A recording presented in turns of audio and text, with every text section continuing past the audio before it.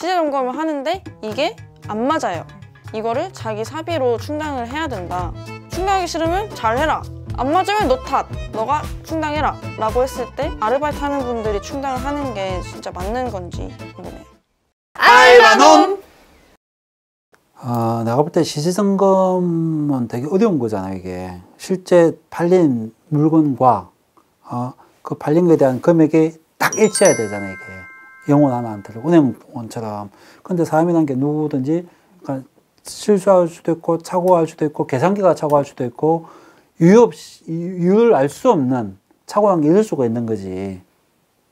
근데 그걸, 업무에 만약에 넣었다. 그럼 임금이 엄청 높아져야지. 그건 아주 고급 업무거든. 단순히 물건 팔고 이것만 뿐만 아니라 그런, 계산까지 다 맞춰야 될 업무라면은 근로계약에 그 업무까지 명시가 돼야 되고, 내가 볼 때는 거기에 따라서 임금을 좀 더 많이 줘야지. 거기에 대한 책임까지 묻는다면은 더 많은 임금을 줘야지. 그런데 만약 그런 게 없이 그냥 단순히 있는 아르바이트 편의점 관리 업무 이렇게 해놨는데 만약에 시세 착오가 있다. 근데 이 착오가 내가 볼 때 고의로 착오하지 않은 이상은 누구든지 노동자가 일하다가 실수는 있을 수 있는 거지. 그거 실수로 인한 피해가 사업주에 발생할 수 있지. 그건 위험 부담인 거지, 사업주가.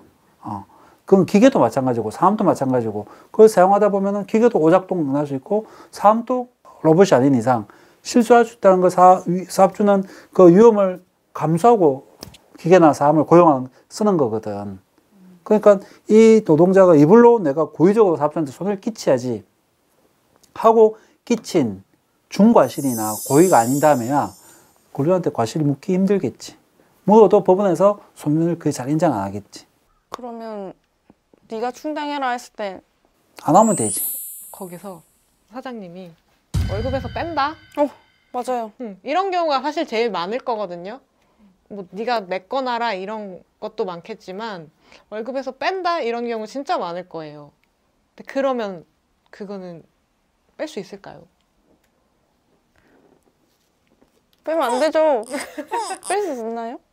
빼면 안 되죠. 당연히 빼면 안 되고 이 월급은 내가 근무한 만큼은 절대적으로 다 줘야 돼요. 전액 지불의 원칙.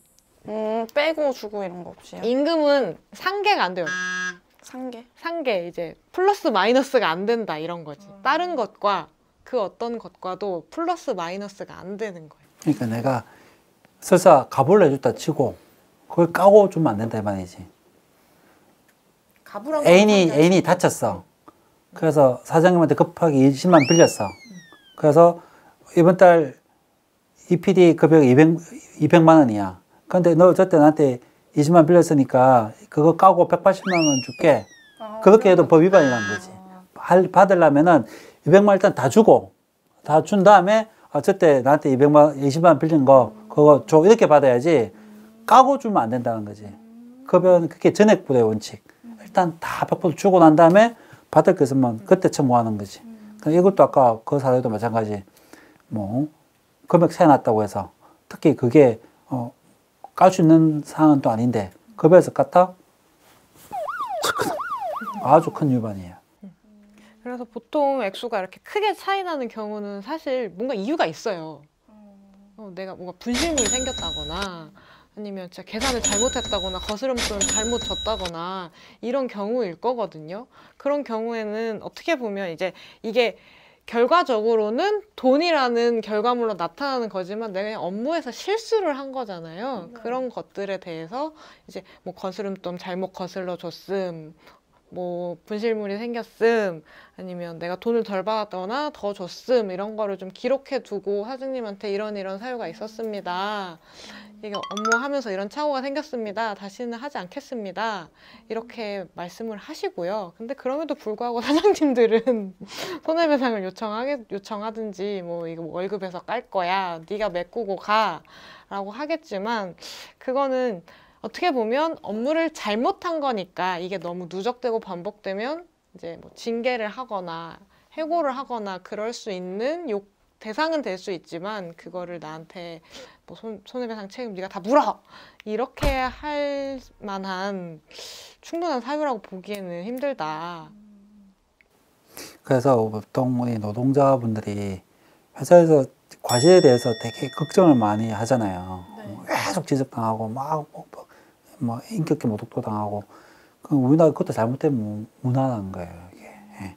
과실은 있을 수 있는 게 정상이에요. 안전에서 기본 논리예요. 안전에서는 누구든지 아무리 안전교육시켜도 고소 작업하다 보면 추락할 수 있다는 거지. 예. 계속 반복 작업하다 보면 자기도 모르게 아차 한단 말이지. 일반 단순 사무업무도 마찬가지고 과실이 있을 수 있다는 걸 전제로 그 과실이 있으면 과실 안 생기게끔 교육하고 또 다른 교육이 과실 안 생기게끔 시스템을 바꾸고 이렇게 해야 되는 거지. 단순히 근로자 보고 너 과실했으니까 책임 묻고 까고 이렇게 안 된다는 거지. 예. 그래서 그 과실을 물으려면 정말 중과실. 예를 들면은 밤에 창고 지키는 경비원이 그 창고를 지키는 게 없는데 자고 있다든지 이거는 상당히 중과실인 거지. 근데 자기 경비 쓰려고 최선을 다했어. 그럼에도 저쪽에 감전 뭐 이런 것에 대해서 불이 나서 창고 다 타버렸어. 그걸 경비원 보고 왜 너 감전까지 그 감시 못했어? 이렇게 책임 못 묻는다는 거지. 이해가 되죠. 그러니까 아주 고의적이거나 누가 봐도 엄청난 큰 실수가 아닌다면야 대부분의 과실을 가지고 사업주가 근로자한테 손해배상 묻기는 법률 물을 수도 있지만 실질적으로 그게 별로 실력이 없다. 너무 걱정 안 해도 된다. 결론, 사람은 누구나 실수할 수 있다. 그걸로 너무 책임 따지지 맙시다. 사장님도 실수하잖아요. 혼자서 지키고 있잖아요, 편의점을. 근데 매일매일 와서 성희롱 발언을 하는 진상이 있어요. 근데 이 사람 한 사람 때문에 제가 그만둘 수도 없는 거고, 이 상황에서 어떻게 해야 슬기롭게 대처를 할 수 있을지 궁금합니다.